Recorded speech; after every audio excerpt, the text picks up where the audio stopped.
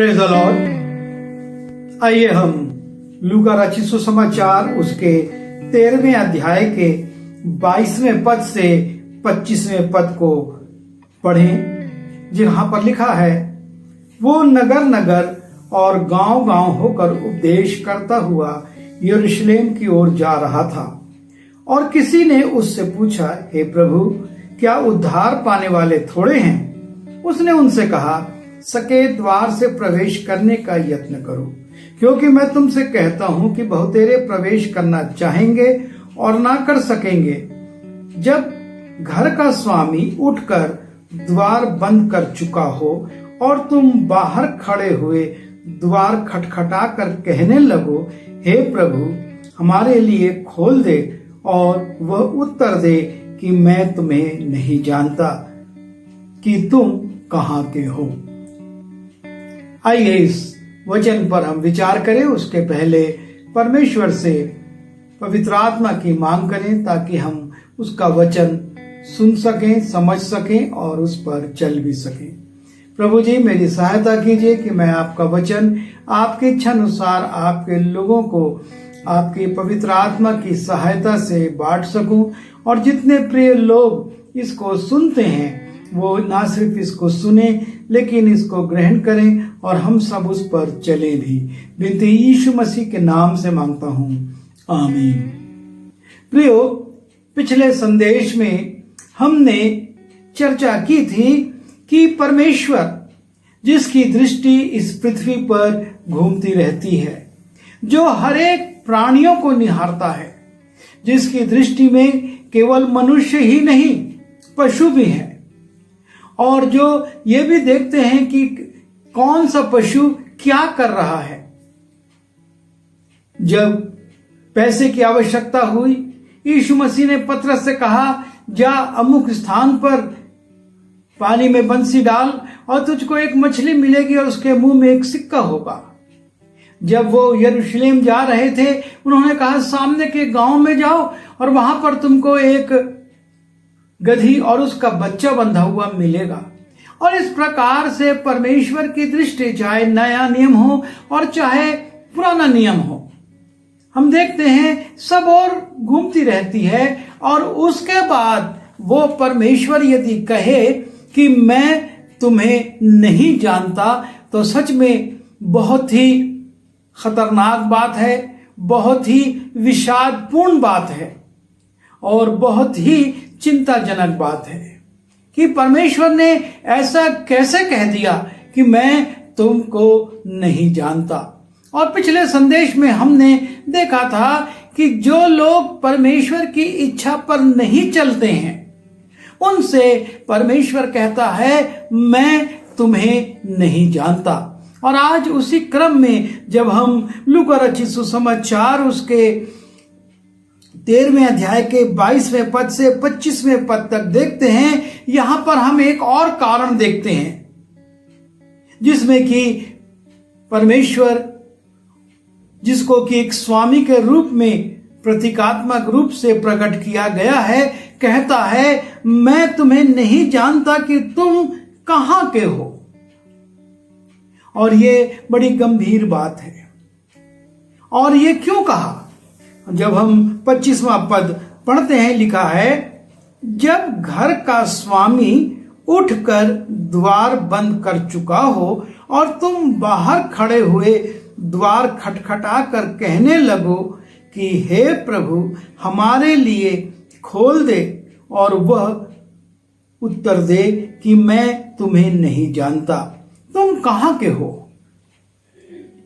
और जब हम इस पद को पढ़ते हैं तो प्रकट होता है कि एक समय था जबकि द्वार खुला हुआ था और उस द्वार से प्रवेश करने का निमंत्रण भी दिया जा रहा था। लेकिन जब समय पूरा हो गया और वो द्वार बंद कर दिया गया, और उसके बाद यदि कोई खड़े होकर खटखटाता है तो स्वामी अंदर से यही कहेगा, मैं तुम्हें नहीं जानता, तुम कहां के हो।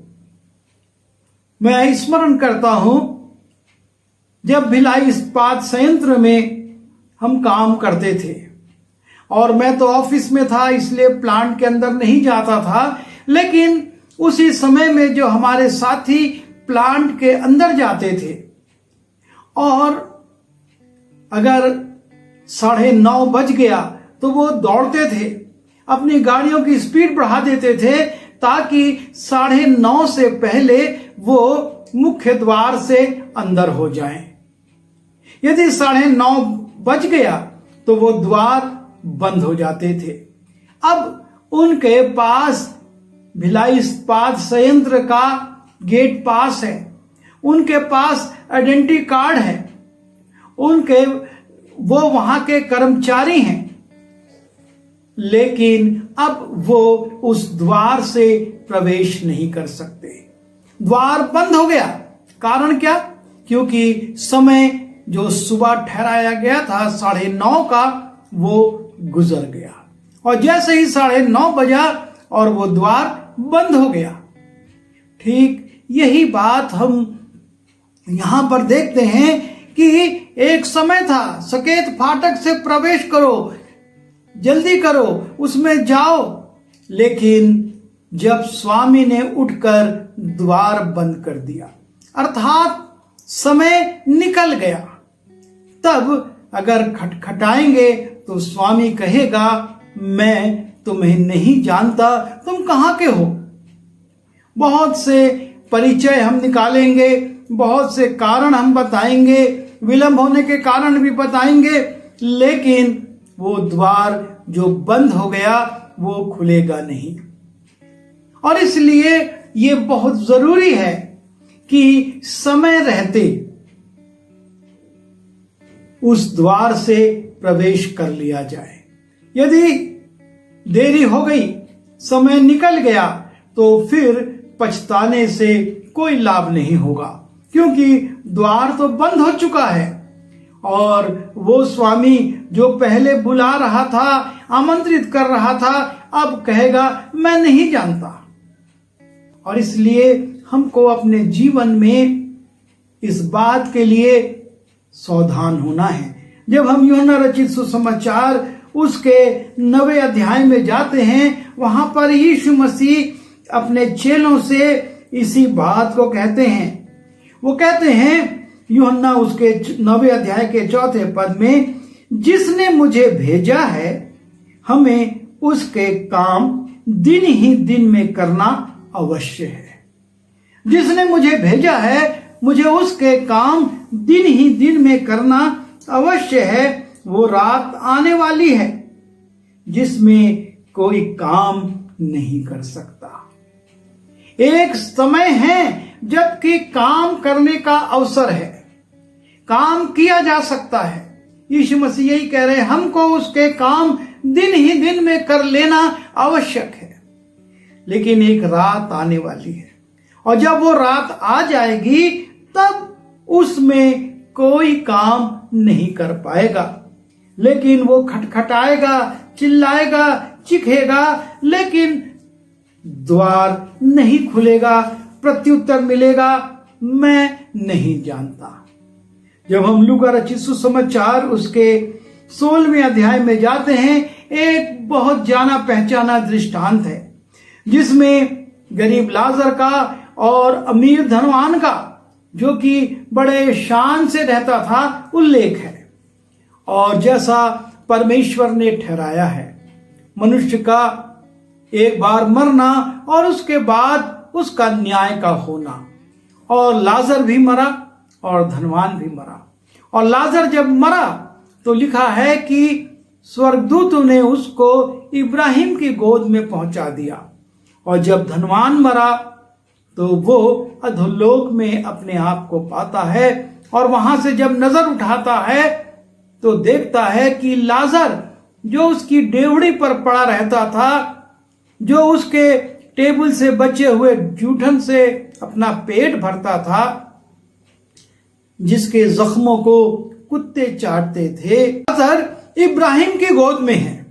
और तब ये धनवान कहता है, हे पिता इब्राहिम, लाजर को मेरे पास भेज दे कि वो अपनी उंगली का सिरा पानी में डुबोकर मेरी जीभ पर एक बूंद पानी टपका दे, मैं यहां पर इस ज्वाला में स्थान पर तड़प रहा हूं। इब्राहिम कहता है, हे पुत्र, स्मरण कर, तू अपने जीवन में उत्तम वस्तुएं ले चुका और इस लाजर ने तमाम तकलीफें सही और आज ये विश्राम पा रहा है और तू तड़प रहा है। हमारे और तेरे बीच में एक ऐसा गढ़ा है कि कोई इस पार से उस पार और उस पार से इस पार नहीं जा सकता और ना लाजर तेरे पास आ सकता है। समय निकल चुका है, तू अपने जीवन में अच्छी अच्छी वस्तुओं का उपभोग कर चुका और उस समय तूने परमेश्वर की चिंता नहीं करी। परमेश्वर क्या चाहता है? परमेश्वर का जो तेरे पास धन है उसमें कुछ भाग है, तूने उसे नहीं निकाला। परमेश्वर ये चाहता है कि उस धन से तू किसी की सहायता करे, पर तूने वो भी नहीं किया और समय निकल गया। अब तू इस अधोलोक में पड़ा हुआ तड़प रहा है, लेकिन अब कुछ नहीं किया जा सकता। समय निकल गया। जब समय था तेरे पास, तू धूमधाम से जी रहा था, बड़े सुख विलास में रह रहा था, पर अब वो समय जा चुका है। अब तू चाहे कि अपने धन में से किसी को कुछ देना चाहे तो वो नहीं कर सकता और ना किसी का भला कर सकता और ना परमेश्वर का धन्यवाद करने से तुझको कुछ लाभ होगा। तब वो कहता है, तो ऐसा कर कि मेरे घर में मेरे और भाई हैं, उनके पास इस लाजर को भेज दे ताकि वो सावधान हो जाएं। और इब्राहिम कहता है, उनके पास तो परमेश्वर की पुस्तकें हैं, वो उसको पढ़ें। भविष्यवक्ताओं की पुस्तकें उनके पास हैं और अपने जीवन को सुधारें। धनवान कहता है, यदि मृतकों में से कोई जी उठकर जाएगा तो निश्चय वो विश्वास करेंगे। अर्थात वो जानता है कि उसके भाई भी अविश्वास की दशा में हैं, उसी के रास्ते पर चले आ रहे हैं और एक दिन वो भी यहीं पहुंच जाएंगे। और इसलिए वो चाहता है कि कम से कम अपने भाइयों का तो बचाव कर ले, लेकिन वहां पर भी उसको इनकार मिलता है। वो दूसरों का भी भला नहीं कर सकता। एक समय था जब वो स्वयं भी बच सकता था और अपने भाइयों को भी बचा सकता था, लेकिन उसने वो समय गंवा दिया। द्वार बंद हो गए और अब वो चाह रहा है, कोशिश कर रहा है, चीख रहा है, पुकार रहा है, निवेदन कर रहा है, लेकिन हर बार उसको केवल नहीं नहीं नहीं का उत्तर मिल रहा है। क्यों? क्योंकि समय निकल चुका है। अब वो कितना भी कोशिश करे, कुछ नहीं कर सकता। एक समय था जबकि यहूदा इस्करियोती यीशु मसीह के साथ साथ रह सकता था, लेकिन उसने उसका सौदा किया, 30 चांदी के सिक्के ले लिए और यीशु मसीह को पकड़वा दिया। और उसके बाद वो पछताता है।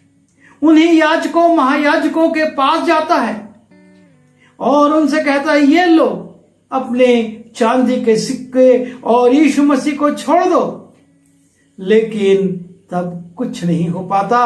वो कहते हैं, तू ही इनको रख और तू ही जान। वो सिक्के फेंक कर चला जाता है, फांसी लगा लेता है, क्योंकि अब वो कुछ नहीं कर सकता। एक समय था गतसमनी में यीशु मसीह को पकड़वाने के पहले तक उसके पास समय था कि वो सिक्के ले या ना ले, वो यीशु मसीह को पकड़वाए या ना पकड़वाए। और उसने एक निर्णय लिया कि मैं सिक्के लूंगा और यीशु को पकड़वाऊंगा। और उसके बाद वो पछताता है, सिक्के वापस करता है, लेकिन कुछ नहीं कर पाता। समय निकल चुका। यीशु मसीह को क्रूस पर लटकाने के लिए उसने उन याजकों महायाजकों पुरनियों फरीसियों सबको सौंप दिया है और अब वो चाहकर भी कुछ नहीं कर पा रहा है। और यही स्थिति हमारी है। इसीलिए लिखा हुआ है कि स्वामी जब द्वार बंद कर देगा, स्वामी ने जब द्वार बंद कर दिया और तू खटखटाएगा तो कोई फायदा नहीं होगा। कितना भी चिल्लाएगा कोई फायदा नहीं होगा, क्योंकि द्वार बंद हो चुका है। एक समय था जबकि राजा शाऊल परमेश्वर से अपने संबंध ठीक कर सकता था। जब पहली बार सैमुएल ने उसको बताया था तूने मूर्खता की है, वो उसी समय पश्चाताप कर सकता था, लेकिन उसने अपने मन को कठोर किया और समय निकलता गया और उसके बाद फिर वो कहता है ना तो परमेश्वर मुझसे बात करता है, ना नबियों के द्वारा और ना किसी के द्वारा मेरा संपर्क हो रहा है। और आखिरी में वो भूत सिद्धि वाली के पास जाता है और परिणाम कि उसको भी आत्महत्या करना पड़ती है। एक समय था जबकि वो सैमुएल के साथ अपने परमेश्वर से अपने संबंधों को ठीक कर सकता था, क्योंकि परमेश्वर ने उसको इस्राएल के सबसे छोटे गोत्र में से और सबसे छोटे परिवार में से उठाया था। परमेश्वर चाहता था शाऊल को ऊंचाइयों पर ले जाना, पर समय निकल गया और तब वो पछताता है तो कुछ नहीं कर पाता। एक समय था जब शिमशोन पलिश्तियों को एक गधे के जबड़े की हड्डी से मार देता था। एक समय था जब शिमशोन जिस शहर में उसको बंद किया जाता था, उस शहर के दरवाजे को उसके पल्लों सहित उखाड़कर पहाड़ पर ले जाता था। और फिर जब वो दलीला के प्रेम में उसको अपनी शक्ति का भेद बता देता है और जब उसके सारे बाल मूंड दिए जाते हैं और दलीला कहती है हे शिमशोन सावधान हो, पलिश्ती तेरी ताक में है, वो सोचता है मैं पहले के समान उठूंगा, झटकूंगा और इन बंधनों को तोड़ दूंगा। लेकिन समय निकल चुका था, उसके सिर के बाल उतारे जा चुके थे और उसने उठा, झटका, लेकिन कुछ नहीं हुआ। पलिश्ती आए, उसको पकड़ लिया और उसकी आंखें फोड़ दी, उसको पीतल की बेड़ियों से जकड़ दिया, उसको जेल में डाल दिया और वो चक्की पीसने लगा। समय था जब वो सब कुछ कर पाता था, लेकिन उसने उस समय की बहुमूल्यता को नहीं समझा और अपने जीवन को दलीला के हाथ में छोड़ दिया और अपने भेद को बताकर अपने सिर के बाल कटने दिए, मुंडन होने दिया। और तब वो पछताया, लेकिन कुछ नहीं कर सका। ये मानव जीवन का सत्य है। परमेश्वर बहुत दयालु है, परमेश्वर बहुत कृपालु है, परमेश्वर बहुत अनुग्रह करता है, लेकिन जिस दिन उसने द्वार बंद कर दिया, जिस दिन द्वार बंद हो गया, लिखा है जब घर का स्वामी उठकर द्वार बंद कर चुका हो। घर के स्वामी ने दरवाजा बंद कर दिया और तब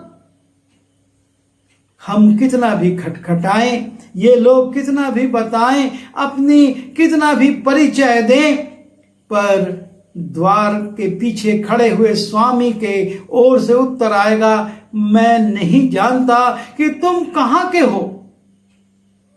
उसने अवसर दिया था, लिखा है सके द्वार से प्रवेश करने का यत्न करो, क्योंकि मैं तुमसे कहता हूं कि बहुतेरे उसमें प्रवेश करना चाहेंगे और ना कर सकेंगे। क्यों नहीं कर पाएंगे? कारण यह है कि उनका परिश्रम सही दिशा में नहीं है।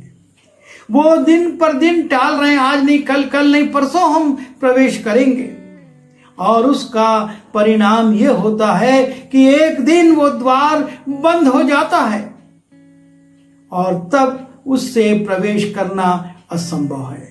क्योंकि एक समय था जब लोग नूह की प्रचार पर विश्वास करके अपने संबंध परमेश्वर से ठीक कर सकते थे, लेकिन जब परमेश्वर ने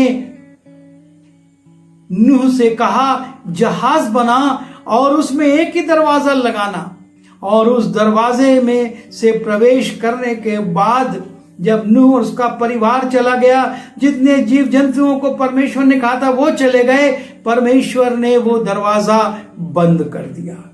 और जब वो दरवाजा बंद हो गया और पृथ्वी पर वर्षा होने लगी, लोग कितना चिल्लाए होंगे, कितना लोगों ने निवेदन किया होगा, हे नूह हमारे लिए द्वार खोल दे कि हम भी इस जहाज में आ जाएं, जिसकी हम खिल्ली उड़ाते थे, जिसको देखकर हम हंसते थे कि ये क्या जमीन पर खींचेगा, इसका उपयोग क्या होगा। क्योंकि 300 हाथ लंबा, 50 हाथ चौड़ा और 30 हाथ ऊंचा एक विशाल जहाज नूह बना रहा था, और कम नहीं 100 वर्ष से अधिक समय उसे बनाने में लगे थे। पर द्वार बंद होने के बाद कोई और उसमें प्रवेश नहीं कर सका। और इसलिए आज जबकि हम इस बात को सुनते हैं, उस प्रेमी परमेश्वर की आवाज को सुनते हैं, तो वचन में लिखा है जब उसका शब्द सुनो तो अपने मन को कठोर मत करो। अपने मनों को कठोर मत करो। मनुष्य के जीवन के लिए उसको कुछ पता नहीं कि आज वो है और कल कहां होगा। वो तो फूल है जो पवन लगते ही मुरझा जाता है, भाप है और हवा में घुल जाता है।